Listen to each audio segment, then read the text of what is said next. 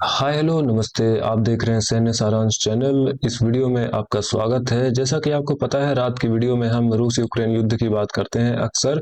वैसे ही आज हम फिर से बात करने वाले हैं। चलिए शुरुआत करते हैं हम आज की वीडियो की। वीडियो पसंद आए तो लाइक करना मत भूलिएगा। चैनल को सब्सक्राइब नहीं किए हैं तो कर लीजिएगा। इससे हमको हौसला मिलता है ऐसी वीडियोस, इंफॉर्मेटिव वीडियोस रोजाना शूट करने का, आप तक जानकारियां पहुंचाने का। शुरुआत कर रहे हैं एक सफलता से।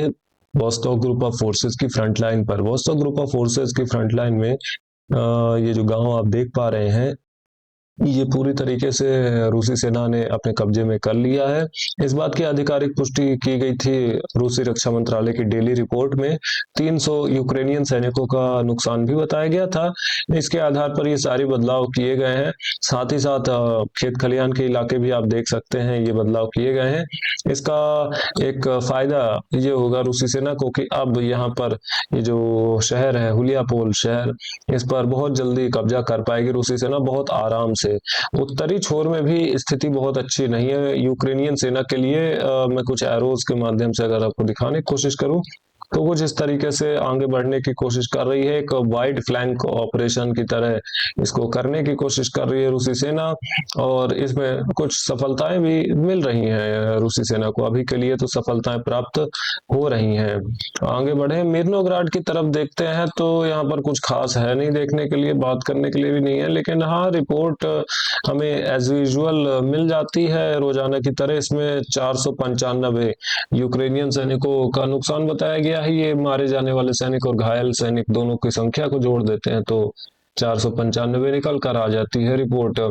इसके ठीक तुरंत बाद हमें युग ग्रुप ऑफ फोर्सेस की रिपोर्ट मिल जाती है। ज्यादा मेहनत हमें करनी नहीं पड़ती, आगे नहीं जाना पड़ता। इसमें 150 यूक्रेनियन सैनिकों का इसमें मेंशन है। और कॉन्स्टेंटिनोवका में कुछ आसपास कंटेस्टेड जोन्स आइडेंटिफाई किए गए हैं, यानी ऐड किए गए हैं, जोड़े गए हैं। जैसे कि ये रूसी सेना की सफलता है सूत्रों के मुताबिक, हमारे मुताबिक नहीं, क्योंकि हमारे मुताबिक अगर होती तो हम इसको लाल रंग में कर देते। जस्ट हमने आपको रिपोर्ट किया कि ये बात बहुत सारे सोर्सेस के द्वारा रिपोर्ट की जा रही है। इसी तरीके की बात यहाँ पर इस फ्रंट लाइन में भी रिपोर्ट की जा रही है। बात करें तो बहुत सारे कंटेस्टेड इलाके अगेन, लेकिन कोई वीडियो सबूत नहीं। हो सकता है कि ये रूसी सेना के द्वारा एक फेक प्रोपोगेंडा भी फैलाया जा रहा हो सकता है कि ये सही सफलता भी हो। इस पर कोई कमेंट कर पाना मुश्किल है। लेकिन जो सोर्सेस की ओर से न्यूज निकल कर आ रही है वो तो हमारा बताना आपको कर्तव्य है, ड्यूटी है, यही करते हैं हम वीडियो में अक्सर। और लिमान फ्रंट लाइन में भी सेम स्थिति जैसी है। ये मैंने आपको एरोस के माध्यम से दिखाने की कोशिश की। आगे बढ़ते हैं, लिमान शहर की थोड़ी सी हम बात करेंगे। लिमान शहर एक्चुअली में आप देखें तो इनसर्कलमेंट जैसी स्थिति में बहुत जल्दी आ सकता है। ये निचले छोर से जो रूसी सेना यहाँ पर ये एडवांसमेंट कर रही है, इसका मुख्य उद्देश्य असल में लिमान फ्रंट लाइन को ही एक्टिव करना है। एक्टिव तो है ऑलरेडी, लिमान को इनसर्कल करना है, लिमान शहर को। क्योंकि आप देखें, एक तरफ, दो तरफ और लगभग लगभग तीसरी तरफ, दो ढाई तरफ से, मतलब तीन तरफ या चार तरफ से नहीं, लेकिन 2.5 लगभग एक अनुमान लगा लीजिए, कम से कम दो तरफ से तो ये सर्कल हो चुका है। सप्लाई रूट के नाम पर अब क्या बचा है लिमान शहर में?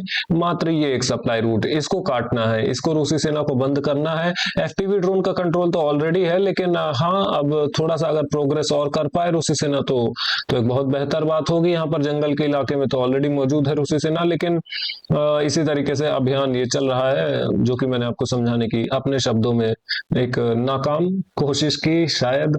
देखते हैं आगे। एंटी ड्रोन नेट्स यहाँ पर सप्लाई लाइंस में बिछाए गए हैं। ये आप देखिए, मैं थोड़ा सा स्टार्टिंग से प्ले करता हूँ। ये देखिए, ये एंटी ड्रोन नेट्स हैं, जो कि यूक्रेनियन सेना समझती है कि ये एफपीवी ड्रोन से इनकी रक्षा कर लेगी। हालांकि इसमें ये ज्यादा डैमेज तो अभी इनको दिख नहीं रहा है, क्योंकि ये डीप एयर से थोड़ा सा दूर है। अगर मैं आपको बताऊं ये कितनी दूर है, तो रूसी सैनिकों के एक नॉर्मल एफपीवी ड्रोन ऑपरेटर से इस सप्लाई लाइन की दूरी 18-19 किलोमीटर तक देखने को मिल जाती है। 18-19 किलोमीटर एफपीवी ड्रोन ऑपरेट कर सकते हैं, इसमें कोई बहुत बड़ी बात नहीं है।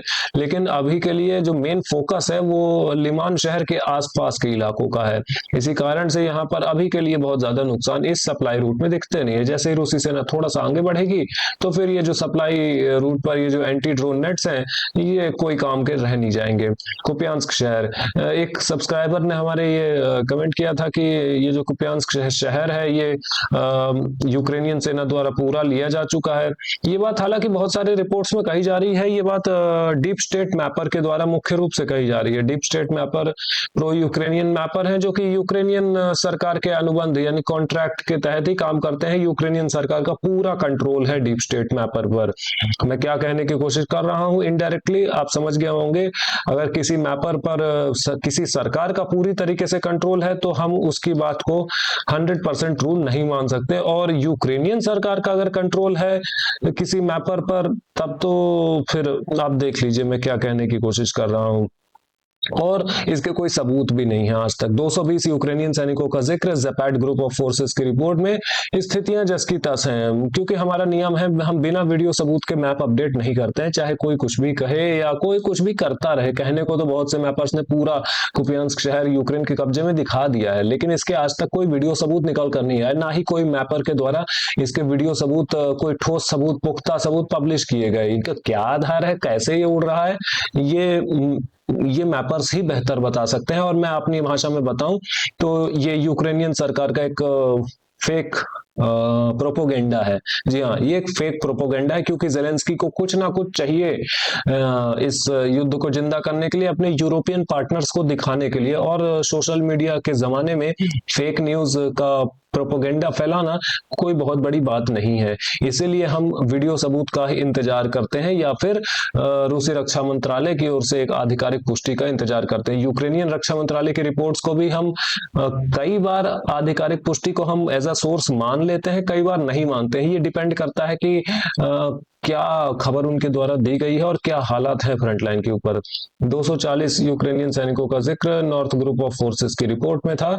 इसके साथ हमारी फ्रंट लाइन खत्म होती है। 40 यूक्रेनियन ड्रोन्स को मार गिराया गया था यहाँ पर बीते 24 घंटे में। और क्राइमिया के आसपास देखें तो 94 ड्रोन्स, हाँ आप इन दोनों को रिपोर्ट को जोड़ लीजिएगा, ये जो भी है संख्या, इतने मार गिराए गए थे।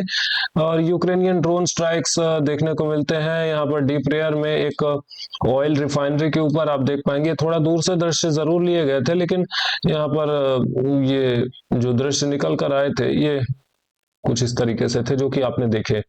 आगे बढ़ते हैं। एयर डिफेंस फोर्सेस की एक और रिपोर्ट है, एक्चुअली मॉस्को रीजन के आसपास ये रिवॉल्व करती है ज्यादातर रिपोर्ट। इसमें 141 और ड्रोन्स का जिक्र है, हम इसको जोड़ ही लेते हैं। 141 ड्रोन्स एक रिपोर्ट में हमने देखा, एक और रिपोर्ट में हमने देखा 40, यानी 181 हो गया। और तीसरी और फाइनल रिपोर्ट 94, 181 और ये हो गया लगभग 270 280 के लगभग ये ड्रोन हो गए। इतने मार गिराए गए थे एयर डिफेंस सिस्टम के द्वारा। एक्चुअल नंबर ऑफ ड्रोन्स जो यूक्रेन ने मारे थे ये इससे कहीं ज्यादा हो सकते हैं, क्योंकि जैसा कि मैं अक्सर कहता हूं कोई भी एयर डिफेंस सिस्टम 100% एक्यूरेटली काम नहीं कर सकता है। 100% एक्यूरेट काम नहीं करता है कोई भी एयर डिफेंस सिस्टम, कहीं ना कहीं चूक हो सकती है। The air red alert, Ukraine में बहुत भारी बमबारी चल रही है, ड्रोन बमबारी, और ओडेसा में बिजली नहीं आ पा रही है। ओडेसा में बिजली पूरी तरीके से गायब है। बहुत सारे क्षेत्रों में, ज्यादातर क्षेत्रों में यूक्रेन के बिजली गायब है, इसमें कोई शक की बात नहीं है। कुछ और खबरों की बात करते हैं। जैसा कि मैंने आपको बताया था कि यूक्रेन के द्वारा जो ड्रोन्स मारे गए हैं ये सारे ड्रोन्स नहीं मार गिराए जाते रूस के द्वारा। इसके सबूत देखिए, एक मैप पहले हम देखते हैं क्या कुछ दृश्य है। ये देखिए, ये मैप है कहां कहां से ड्रोन छोड़े गए।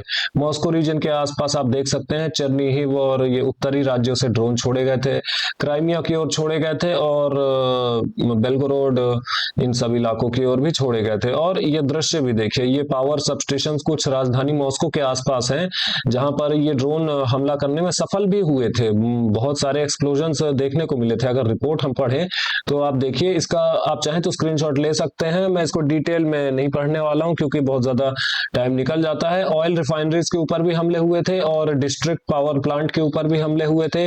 बहुत सारी दिक्कतें हैं, रूस के लिए भी इतना आसान है नहीं ये युद्ध, लेकिन होल्ड कर रहा है रूस। मिनिस्ट्री ऑफ डिफेंस की एक और मीटिंग हुई थी मिलिट्री करेस्पॉन्डेंट्स के ऊपर इसी युद्ध के बारे में और चर्चाएं हुई थी, आगे किस प्रकार से इस युद्ध को जारी रखा जाएगा। एयर डिफेंस फोर्सेस की रिपोर्ट, यूक्रेन में 139 कुल, जिसमें से कि एक इस्कंदर एम बैलिस्टिक मिसाइल और 138 ड्रोन्स मार गिराए गए थे रूसी से यूक्रेन उपयोग किए गए थे रूसी सेना के द्वारा। जी हाँ, 138 ड्रोन्स और एक Iskander M ballistic missile. Russian missile strikes हाल ही के समय में यहाँ पर काफी तेज हुई हैं और रशियन फोर्सेस ने 495 की संख्या में कुल मिसाइल और ड्रोन मारे हैं ओवरनाइट ऑन दिसंबर 12 टू 13। दिसंबर 12 से 13 को लेकर ये एक दो दिन में 495 की संख्या में कुल मिसाइल्स मारे गए हैं रूस के द्वारा यूक्रेन के ऊपर।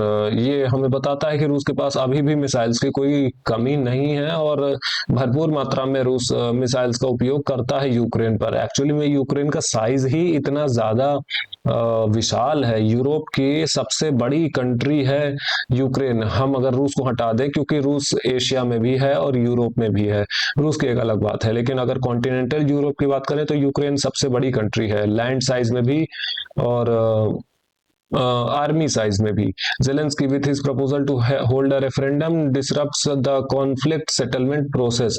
जेलेंस्की की ऐसी खबरें आती रहती है, इसमें कोई बड़ी बात नहीं है, ये शांति लाएंगे नहीं किसी कीमत पर, क्योंकि इनकी कुर्सी चली जाएगी। आखिरी कुछ खबरों के लिए मैं सीरिया की ओर बढ़ जाता हूँ। सीरिया में हाल ही में खबर निकल कर आई थी कल कि एक अमेरिकन मिलिट्री कॉन्वॉय यहाँ पर ISIS इस्लामिक स्टेट के एम्बुश में फंस गया था। एम्बुश यानी इनको घेर लिया गया था, जिसमें कि 3 अमेरिकन सैनिक मारे भी गए थे और इस हमले का जो मास्टरमाइंड था, ISIS का जो मास्टरमाइंड जिसने ये हमला करवाया था अमेरिकन फोर्सेस के ऊपर, ये हयात तहरीर अल शम या कह लें अब सीरियन सरकार का एक ऑफिसर था। सीरियन सरकार में जो आर्मी है यहाँ पर एक ऑफिसर था, ये आप देख पाएंगे।